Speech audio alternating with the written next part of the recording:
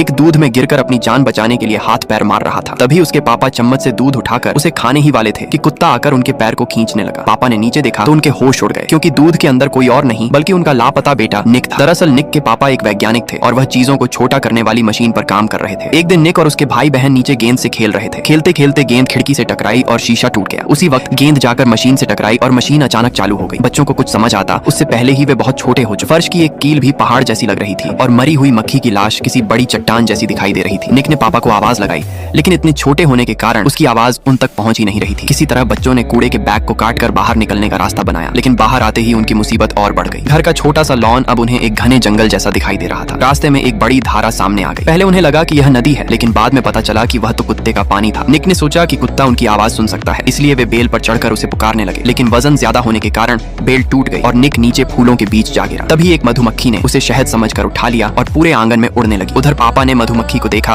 तो उसे भगाने के लिए बेसबॉल बैट घुमाना शुरू कर दिया। निक चिल्लाता रहा कि पापा रुक जाओ, लेकिन पापा को उसकी आवाज सुनाई नहीं दे रही थी। आखिरकार मधुमक्खी बच निकली और निक भी किसी तरह जमीन पर गिरकर बच गया। इधर पापा को शक होने लगा कि बच्चों के गायब होने का संबंध टूटी हुई खिड़की से है। वह लैब में पहुंचे और वहां छोटी हुई चीजें देखकर उन्हें पूरी बात समझ आने लगी। अब उन्होंने बच्चों को ढूंढने के लिए एक बड़ा आवर्धक शीशा बनाया और बाहर निकल पड़े। दूसरी तरफ बच्चे भागते भागते एक दलदल में पहुंच गए। एक लड़की उसमें फंस गई तो निक ने अपनी जान की परवाह किए बिना उसे बचा लिया। आगे उन्हें एक बहुत बड़ा बिस्कुट मिला और भूख के कारण सभी उस पर टूट पड़े। तभी अचानक एक विशाल चींटी वहां पहुंच गई। शुरुआत में बच्चे उससे लड़ने लगे, लेकिन चींटी इतनी ताकतवर थी कि सब मिलकर भी उसका मुकाबला नहीं कर पाए। तभी लड़की ने चालाकी से रोटी का टुकड़ा इस्तेमाल किया और चींटी को अपने काबू में कर लिया। इसके बाद वही चींटी उनकी सवारी बन गई। रात में बच्चों को एक पुराने खिलौने के अंदर सोने की जगह मिल गई, लेकिन जैसे ही वे सोने वाले थे वहाँ एक खतरनाक बिच्छू पहुंच गया। बच्चों की जान खतरे में देखकर चींटी उनके सामने खड़ी हो गई। बिच्छू ने उस पर हमला कर दिया और दोनों के बीच जबरदस्त लड़ाई हुई। बच्चों ने मिलकर बिच्छू को तो भगा दिया, लेकिन चींटी बुरी तरह घायल हो चुकी थी। आखिरकार बच्चों की जान बचाते बचाते चींटी ने दम तोड़ दिया। निक और उसके साथियों को बहुत दुख हुआ और उन्होंने अपनी छोटी सी दोस्त के लिए अंतिम विदाई भी रखी। अगली सुबह उन्हें एक और खतरा दिखाई दिया। पापा लॉन में घास काटने वाली मशीन चला रहे थे। बच्चे डरकर एक छोटे से सुराख में छिप गए, लेकिन मशीन की तेज हवा उन्हें अंदर खींचने लगी। किसी तरह वे बचकर बाहर निकले। तभी कुत्ते ने उनकी आवाज सुन ली। निक ने उसके बाल पकड़ लिए और उसे पापा के पास भेज दिया। कुत्ता वापस आया और लगातार पापा के सामने भौंकने लगा। पापा कुछ समझ नहीं पा रहे थे। इसी दौरान निक का पैर फिसला और वह सीधे दूध के गिलास में जा गिरी। आखिरकार पापा ने निक और बाकी बच्चों को ढूंढ लिया। उन्होंने अपनी मशीन दोबारा चालू की और सभी को उनके असली आकार में वापस कर दिया। अंत में पूरा परिवार एक साथ बैठकर खाना खाता है और मेज पर एक बहुत बड़ा चिकन रखा होता है। यानी जिस मशीन ने बच्चों को मुसीबत में डाला था, आखिर उसी मशीन ने उन्हें वापस सामान